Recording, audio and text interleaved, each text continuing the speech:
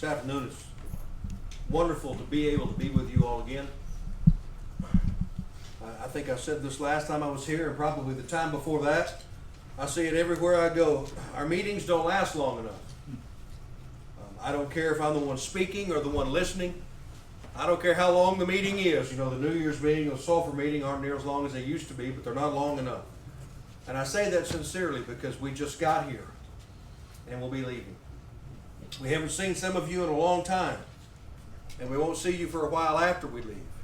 Thank you for being here this weekend. Thank you for being here now. We have some dear friends in this audience that we've known for a very long time.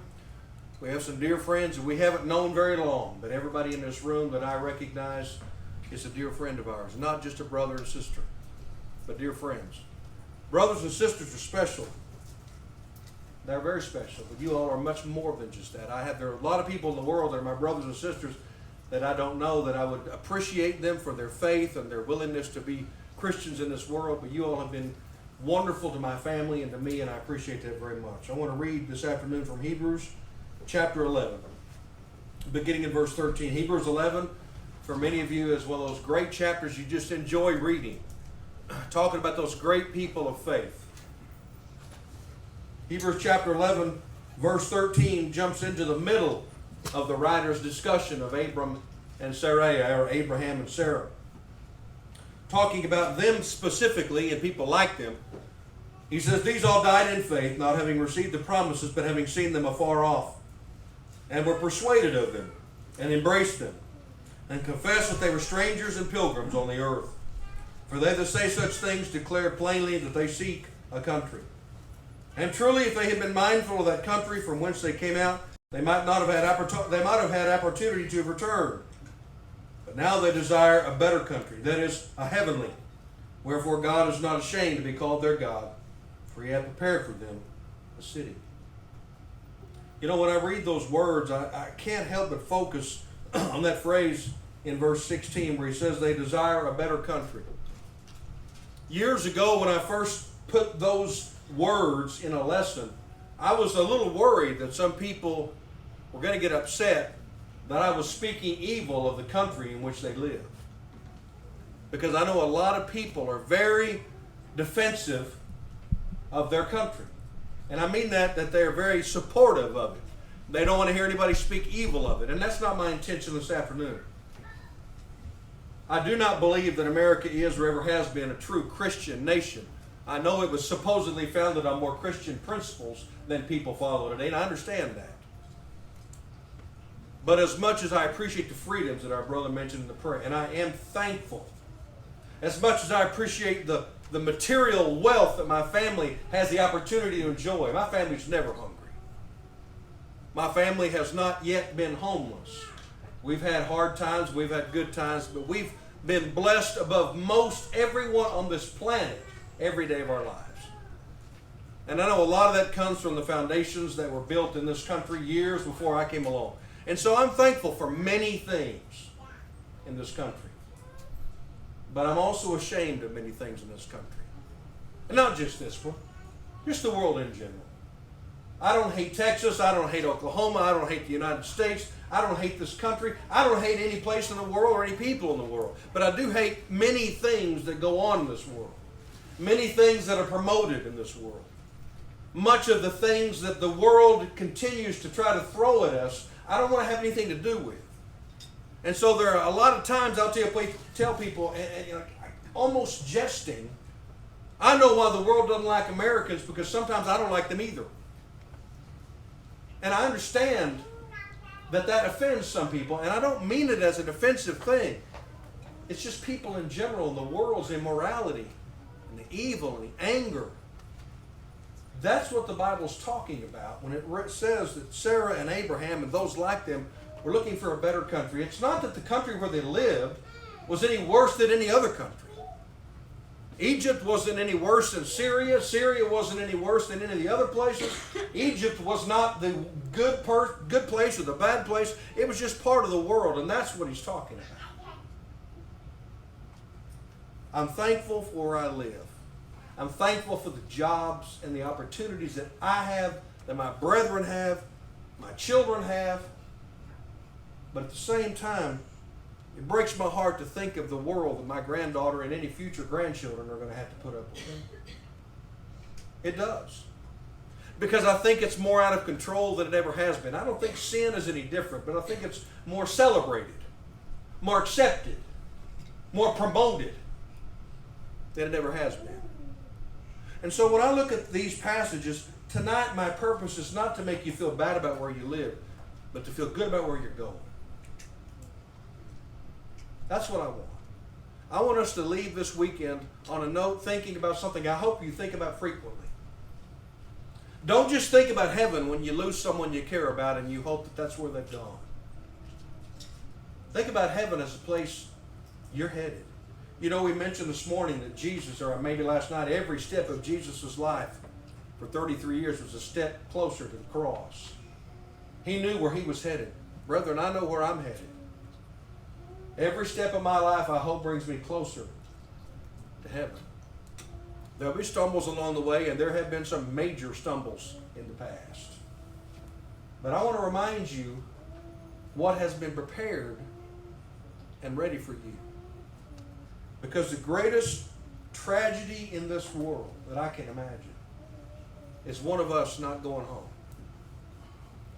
Those of us who think we're going to heaven and end up not going. In Matthew chapter 7 and verses 21 through 23, Jesus addressed that very issue. He wasn't necessarily talking to his children at that time. I understand that. There wasn't a church in Matthew 7. But the idea is the same for those who've never obeyed the gospel or those of us who have and have wandered away or have stumbled along the way. Jesus said, "Not everyone who says to me, Lord, Lord, shall enter the kingdom of heaven." I want that to be me. I want to enter the kingdom of heaven. And he said, "Many will say to me on that day being the last day, Lord, have we not prophesied in thy name, and in thy name done, cast out devils, and in thy name done many wonderful works?" And Jesus said he will turn to so many people and say, "Depart from me, ye that work iniquity. I never knew you." I don't want that to be us. I don't want it to be anybody. The Bible says that God wants all men to be saved. So do I. But that especially holds true for my brethren. The people that encourage and support me. And I don't mean financially. That's not the point. The people that encourage and support one another. The people, as I joked about the other night, who answer the phone at 3 in the morning knowing it's more than likely going to be a problem of some kind because they are there to serve you. I want us to all be able to gather together again someday and sing the songs we've sung today and hundreds more. I want to be in that place where the Bible says it's an endless day where nothing evil enters in. And so the Bible said of those people long ago, they that say such things declare plainly that they seek a country. You know, I have a country. I am at home in Aden. I live in Ada, Oklahoma. I am a member of Pontotoc County, Oklahoma. I'm actually a distant member of the Cherokee Nation, which I didn't know most of my life. Most everybody in Oklahoma is native to some degree. I'm an Oklahoman. You can laugh at that if you want to, but I'm not ashamed of it. I have lived in Texas, and my dad today claims to be a Texan, although I tell him he was not born here. I am an American, and sometimes I can say that proudly, and sometimes it absolutely embarrasses me. But first and foremost, I'm a Christian. And I live in a pretty nice little town, and a pretty quiet little street, and a nice little house. Someday I want to go home to a place that's better. That's what Abraham and Sarah are talking about.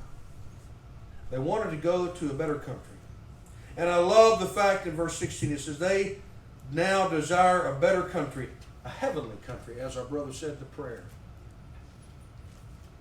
A heavenly country. Wherefore God is not ashamed to be called their God, for he hath prepared for them a city. I want to turn to another wonderful, encouraging passage that I read probably more than I should, I guess, in my lessons. It seems like it works its way into all of them. Turn to John chapter 14, if you would. I want to read the first 4 verses.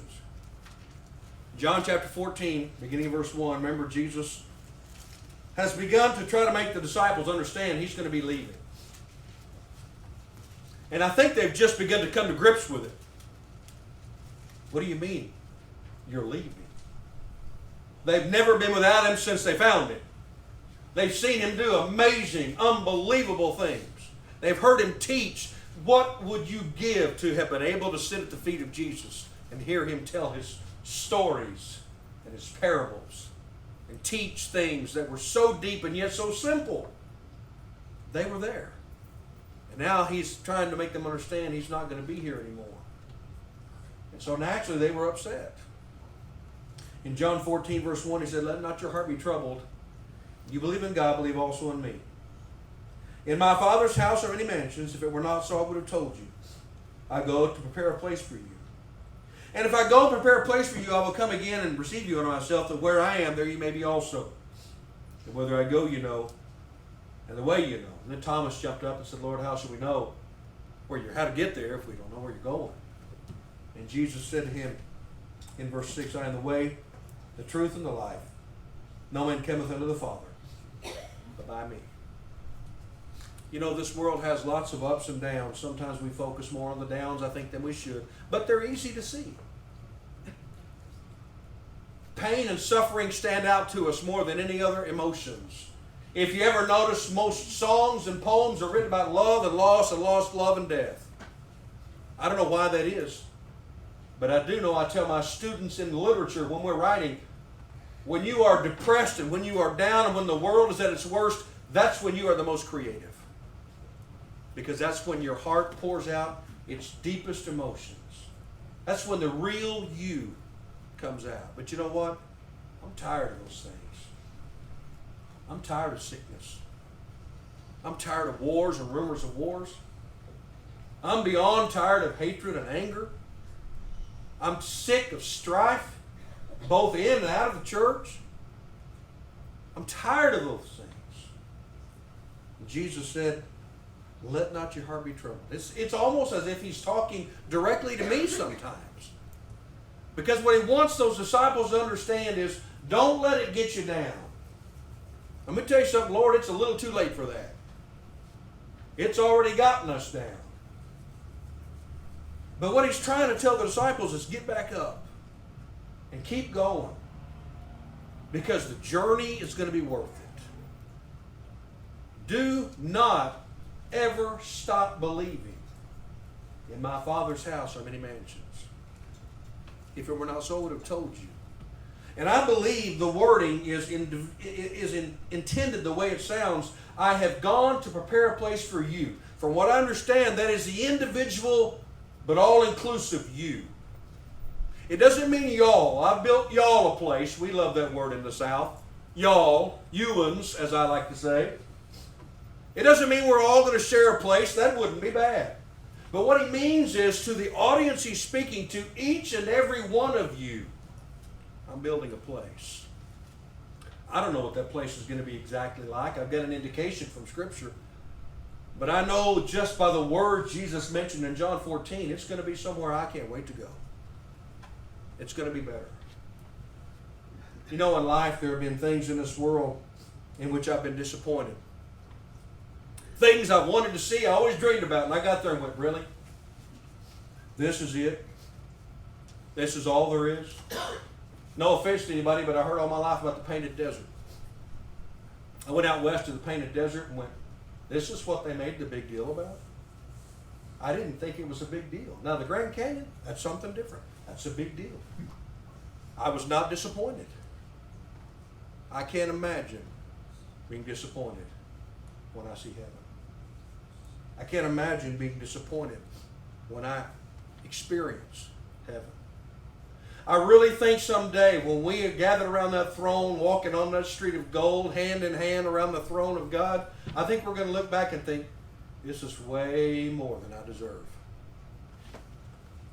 We thought the journey was difficult, and we thought if we couldn't make it, it wasn't going to be worth it. And let me tell you, we're going to look back and think it was easily worth it. Jesus said, in my Father's house are many mansions. If it were not so, I would have told you. I go to prepare a place for you. And he told the disciples, if I leave you, which I'm going to, you know good and well you can trust me, I'm going to come back and take you to that place someday. I want to encourage you with another passage written to some great people in the city of Rome. You remember the congregation at Rome during the first century, like all the other congregations of the first century. It's hard to single out Rome as a congregation that was persecuted. But Rome was the hotbed of persecution. Rome was the center. It's where it all started. The Roman congregation, from what I understand, it would not be uncommon for them to gather one Lord's Day, wherever it was they gathered, and have half their members gone because they'd been murdered and martyred the week before. It was not uncommon in the Roman congregation and others to have parents butchered in front of their children. Children murdered in front of their parents. Husbands in front of wives, wives in front of husbands. Tortured for one reason. That's because they refused to deny the Lord. That congregation was persecuted like many others were not to the extent of Rome. And so when Paul wrote to the congregation in Rome, I love what he wrote in Romans chapter 8. I want to read verse 18. In Romans chapter 8, verse 18, Paul said, for I reckon that the sufferings of this present time are not worthy to be compared to the glory which shall be revealed in us. Now, I want you not to think of that from your perspective. Think of that as if you were a member of the Roman congregation, brutally persecuted every day. From week to week, your brothers and sisters, husbands and wives, children, grandparents, murdered in the Colosseum, boiled in oil, ripped limb from limb, burned to death in ways that we simply cannot imagine. And Paul writes in the letter and said, I reckon the sufferings of this present time aren't worthy of the glories of heaven. If I'm in the congregation in Rome, that's almost insulting. Because the sufferings of this present time to the Roman congregation were serious sufferings. We suffer. I think we're very spoiled today. We got a message from our kids this morning, and I love them dearly, but they were letting us know that the air conditioner back home in Gailey, Oklahoma wasn't working this morning. And it was 85 degrees in the building this morning. We're not used to that. We're used to air conditioning and soft padded seats, and I'm not saying there's anything wrong with those things. That's not the kind of suffering the Romans understood. During the 2 years of what I call that period of pandemic, things were kind of rough on the church. The Oklahoma governor actually told us we would be in trouble legally if we gathered together to worship. Church was illegal, basically, for a while. I never thought I'd see that day in what they call the Bible Belt of America, but I did. The government decided it was illegal for us to go to church. That's difficult. That's persecution to us. I think the Romans would have laughed at our troubles.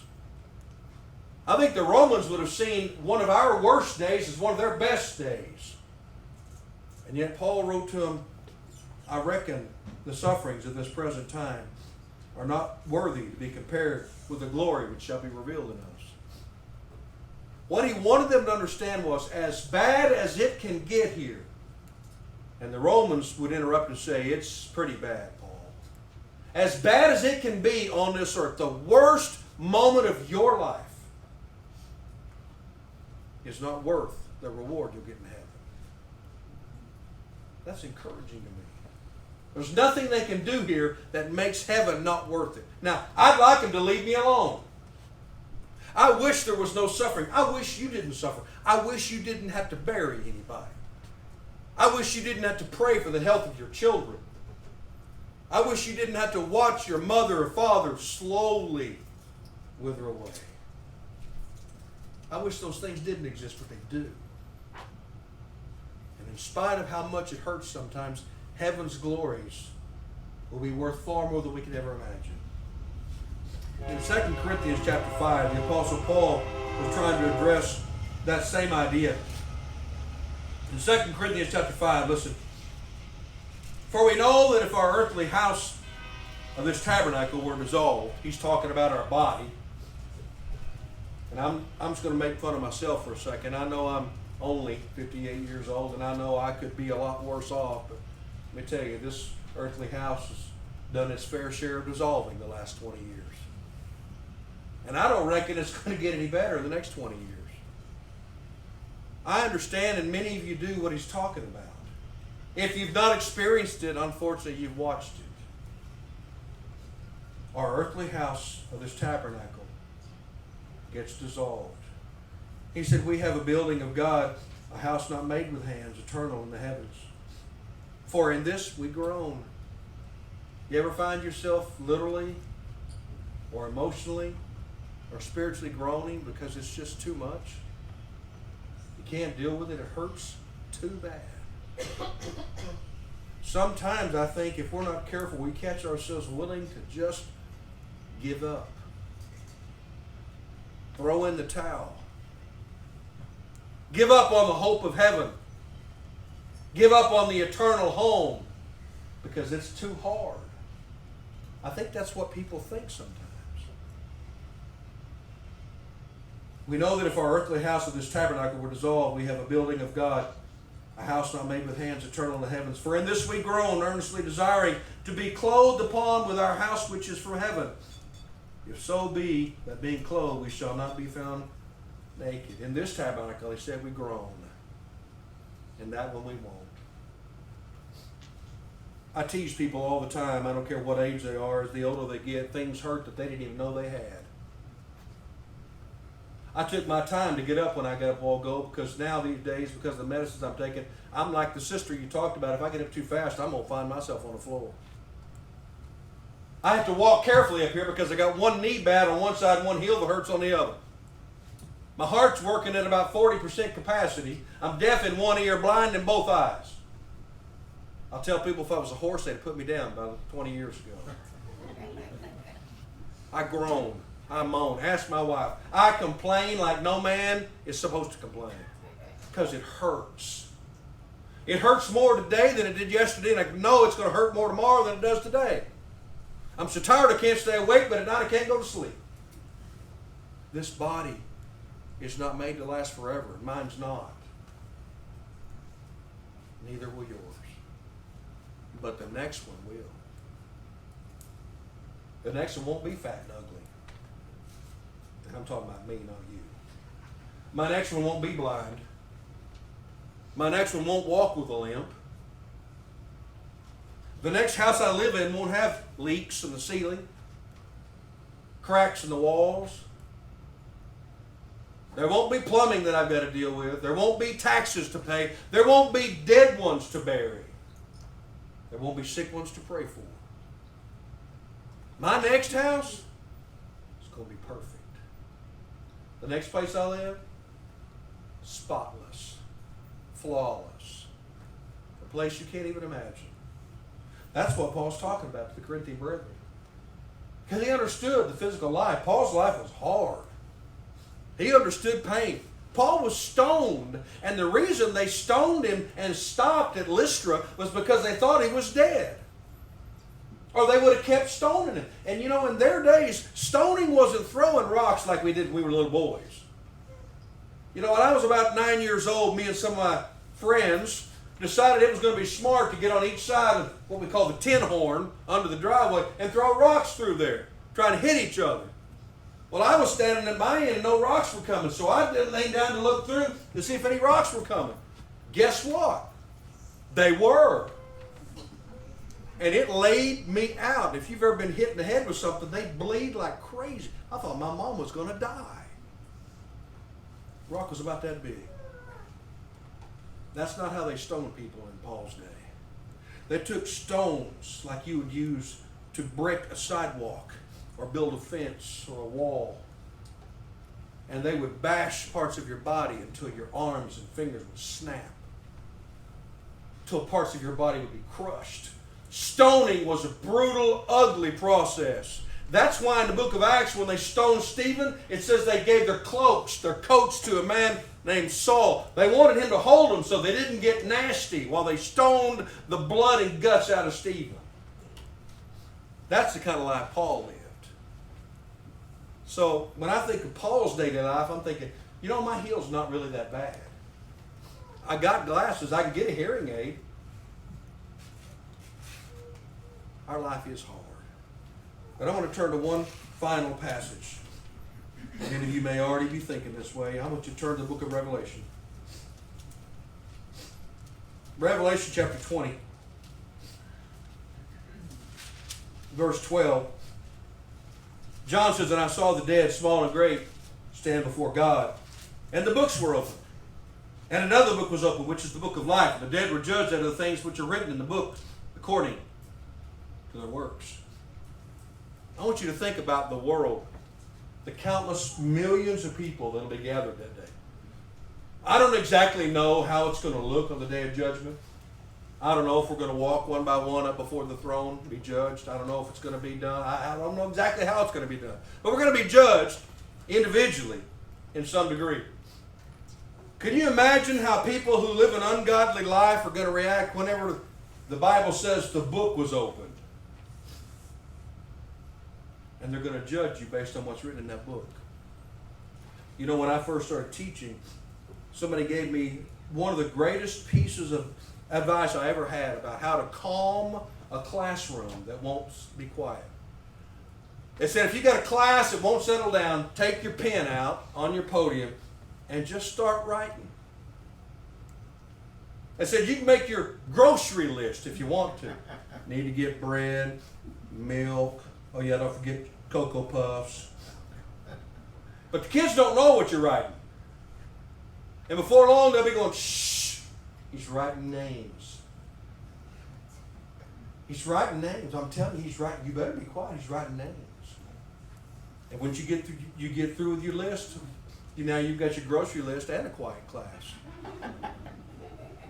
Because they don't know what's written in the book. Brethren, I want to know what's written in that book. I don't want to be surprised. I don't want to be one of those who stand before the Lord like Matthew 7 and say, Lord, Lord, did I not do all these great things in your name? Remember that time? Remember this time over here? I don't want to hear him say, depart from me, ye that work iniquity. I never knew you. Instead, I want to hear what he said in Matthew 25 to those on the right-hand side. Enter ye into the joys of the Lord. Well done, good and faithful servant. That's what I want to hear. Because I want to see that place. I want to experience that place. And John goes further in Revelation chapter 21. I want to begin reading in verse 2. And I, John, saw the holy city, New Jerusalem, coming down from God out of heaven, prepared as a bride, adorned for her husband. I'm going to make myself cry a little bit. I'm going to talk about something that happened a couple of months ago. About 7 weeks ago, my daughter walked in the back door of the chapel on the campus of East Central University in a wedding dress. I've had some hard days in my life. That one ranks pretty high. I told her, I said, you may have to carry me down the aisle because I don't know if I'm going to make it. And when Jonathan Edwards said, who gives this woman to be married, I started to just run out the back door because the last thing I wanted to say was her mother and me.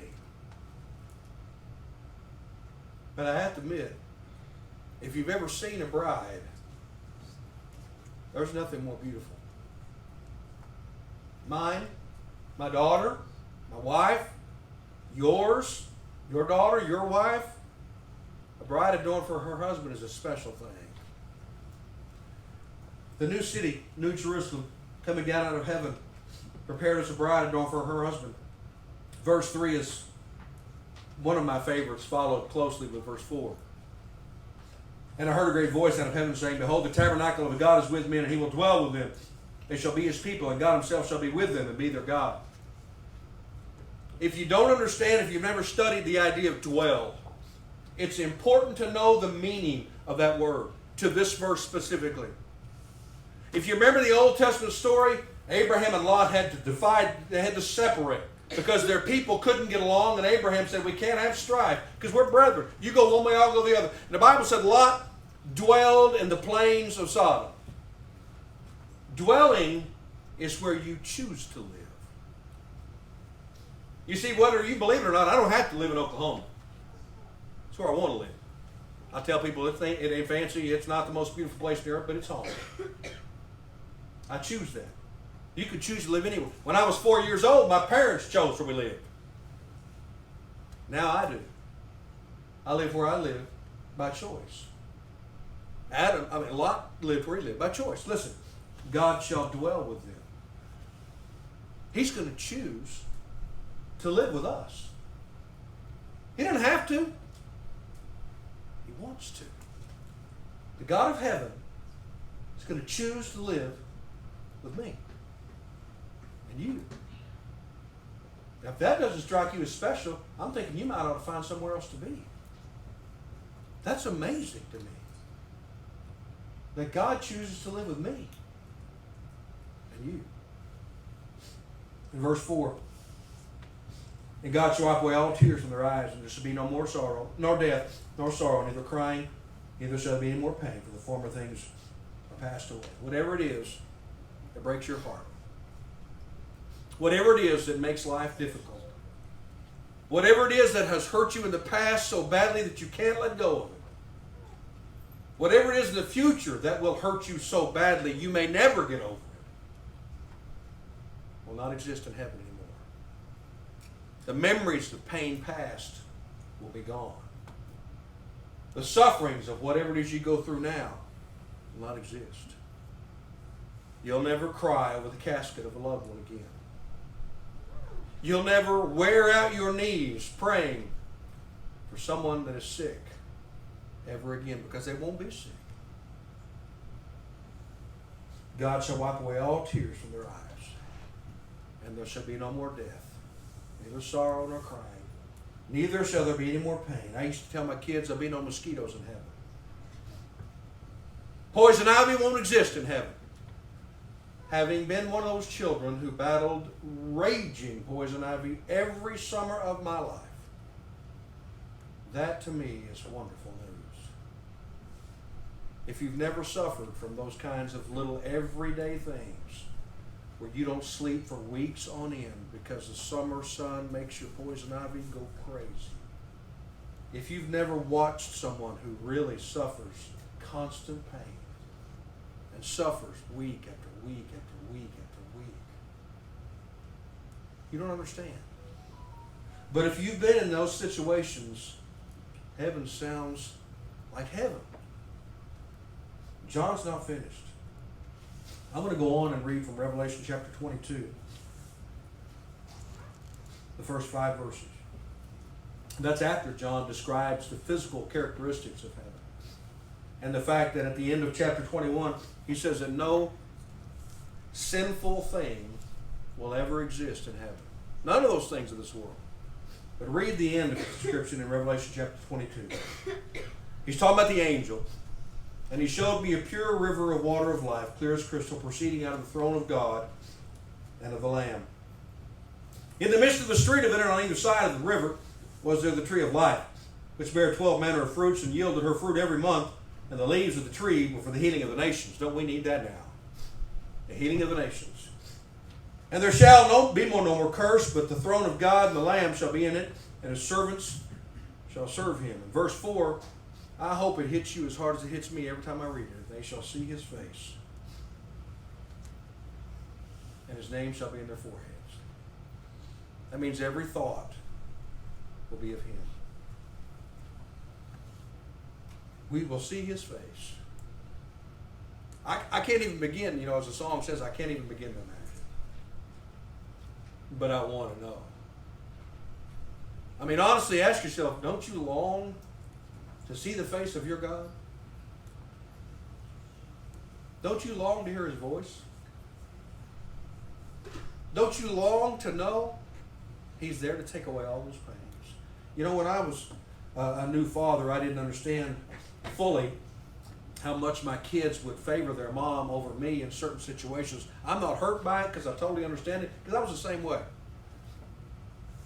I took Noah to play golf with me and Cullen Smith one time. Cullen's a golfer.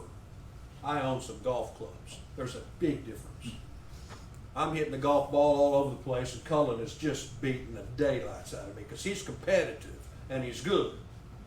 So Noah is about 4 or 5 years old. He's standing on one of the greens holding the flag for me to hit my little approach shot, and I did what they call, I bladed it, what they call it. Hit it smack dead on, about 300 miles an hour, right at my son. Hit him just above the knee on the inside of his leg, and he had shorts on. And because Cullen and I were there, two men, he just sucked back the tears and didn't say a word. Got in the car, went home, got out of the car, opened the door, saw Mom, and just lost it. Just bawling like he was dying. Mom wiped away his tears and everything was good. He needed Mom. He was afraid to cry for Dad because, you know, sometimes we dads are hard on our boys. He needed Mom. And you know, through the years, I've watched my kids go to their moms with everything from broken bones to cracked heads. And you know, when Mom deals with them, the head's still cracked, but they're okay. Blood's still running, but they're not crying. Because Mom knows how to wipe away every tear. Dad, just rub some dirt on it, son. We're okay. Moms are different, and I understand and appreciate and love that. God will wipe away all tears. They won't happen anymore. He'll take away the need for tears. We shall see his face, and his name shall be in their foreheads. Verse 5 says, there shall be no night there, and they need no candle, neither the light of the sun, for the Lord God giveth them light. And I love the end of verse 5. They shall reign forever and ever. You know, heaven's got lots of wonderful things the Bible tells us about. Heaven doesn't have any of the bad things. The Bible reminds us again and again. There may be something specific that has stood out in your mind all your life about the glories of heaven that you keep thinking about, that you want to see. The street of gold, the river of life, the throne of God, the face of God. And those are all wonderful. But you know, one of the things to me that appeals about heaven the most, when, and not if, when we get there, we never have to leave. You ever been on vacation to somewhere that was so amazing that the only thing you could think about while you're there is, in 6 more days, I got to leave? You can't even enjoy yourself.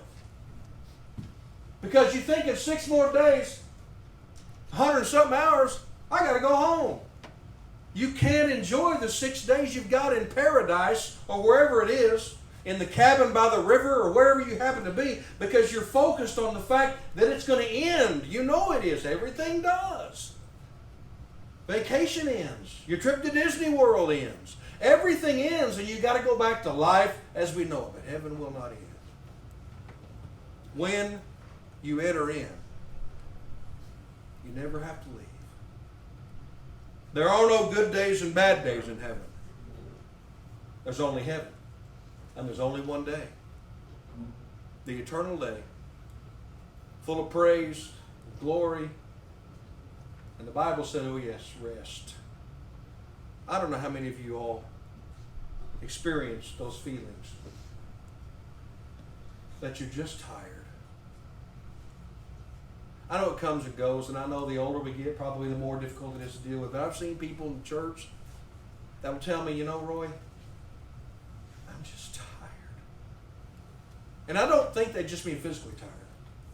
I think they meant, I'm just tired of life. You've been around people, no doubt, that are extremely sick for long periods of time, and they'll tell you, I'm ready to go home. Can you blame them? I had a funeral last week that I preached for a sister who had been sick for about 15 years. She'd been suffering greatly for about the last 10 years. Her grown sons, 3 of them, sat in chairs in front of me right by the casket by their mother, just crying their eyes out like little boys, like I did at my mother's funeral. Because after all, you just get one mama. And I don't care who you are, how old you are, that's hard. So I understood, and I would never make fun of them for crying, but I told them, I literally asked them, you know what your mother's life was like? Would you want her to come back and live it some more? And they said, no, not ever. I know what they're crying about. They're crying over our loss. That's what we cry about. Those people we've seen, we wouldn't want them to come back to this world. Those people that suffer constantly, I'm eager for them to have rest. I'm eager for them to have days where they don't hurt. Days that they don't have to fight just to breathe or to walk or to get out of bed. Those days will be wonderful. Yes, we'll miss them. But don't you want to someday see them healthy and happy on the street of gold, gathered around the throne with you there? That's what I'm talking about this afternoon. We're going to end this meeting. We're going to go back to life as we know it. And we're going to walk out that door, and however long it takes, the world will kick us in the teeth. Because it always does. That's the way the world works. And there's going to be days, hopefully not too many for any of us, but there'll be days when we just can't deal with it anymore. In 1 Corinthians chapter 10, Paul said there's no temptation that will affect you that is not common to man. What he means is, and he goes on to say this, that the Lord will with every problem give you a way out. The Lord will not give me more than I can deal with. The only problem is the world gives me more than I want to deal with. But I can. Many of you know Philippians 4 verse 13. That applies to you. You can do all things through Christ. You can make it through this world. You can make it to the end. You can. It still amazes me that human beings can run 26.2 miles without dying. But they've told me if I trained long enough, I could do it. I don't want to do it. I tell them, I got a truck, I don't need to run. But we can accomplish things that would shock us normally. We are able to overcome things with effort that we would never have thought we could overcome. Do not tell your children they can't. Now you might tell them they ought not to do some things, but we can do many things that we don't think we can do. And making it to the end is one of them. That road will not be easy. That road will be difficult. That road, as we know in this life, is filled with lots of potholes. Lots of people who don't know what they're doing. But we can stay faithful. Remember, I've already talked about this 2 times this weekend. Jesus told those 7 churches, stay faithful unto death and you'll have a crown of life. Brethren, as we get ready to end this meeting and I get ready to leave from your presence, I encourage you to understand God created you with the ability that you could overcome this world. You can withstand it. You can make it through. And you can make it through faithfully. We can stand justified before Jesus on that day and have him say, well done. We can do it. As long as we understand that, as long as we know we're not alone, we'll never walk alone in this life. As long as we have one another, please be there to encourage one another. Please be there to check on one another. Please be there to correct and admonish one another when necessary. Tell those brothers and sisters who try to quit, you can't quit. I want to join you in heaven. We're supposed to go together. And we can. I want us to go to a better country. I want us to sit around that throne. Sing those great songs with the saints of old. I want to meet in whatever fashion I can Moses and Abraham.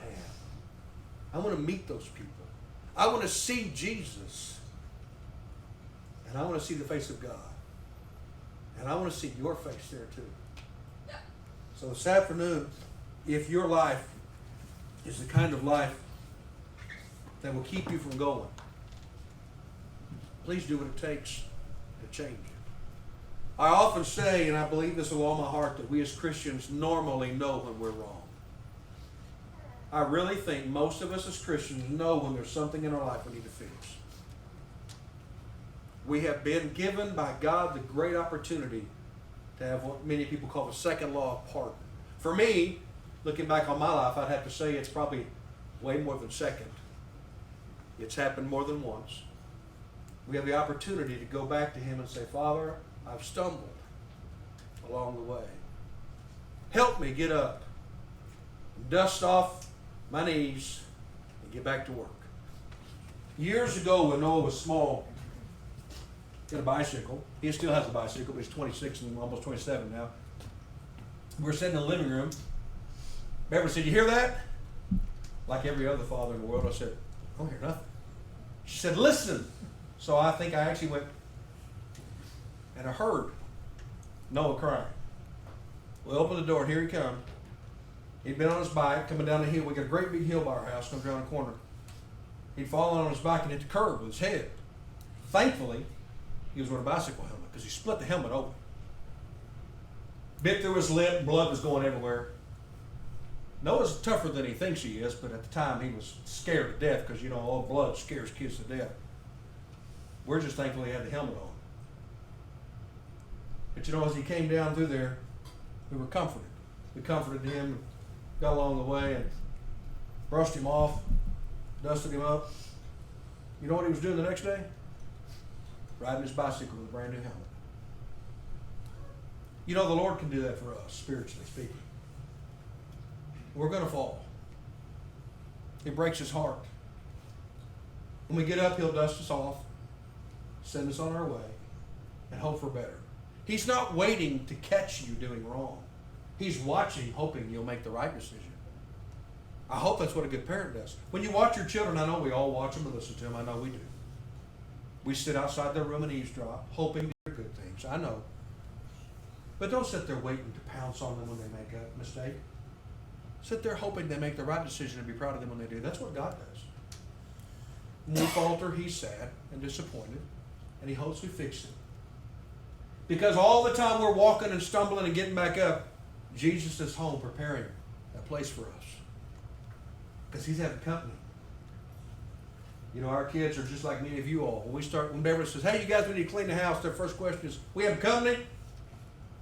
She says, "No, just because we're cleaning the house doesn't mean we're having company." Who's coming? Jesus is home literally getting the place ready for us. Wouldn't it be sad if we didn't show up? Would it be sad if He spent all these ages getting your house ready and your mansion sat empty for eternity? Because He said He's got one for you. Now, I don't know what the material relationship's going to be like in heaven. I don't understand all that stuff. My mind is a simple mind. Some things are beyond my comprehension, but I believe it's there. Make sure you get there. Make sure you take as many people with as you can. Because it would be wonderful to gather together.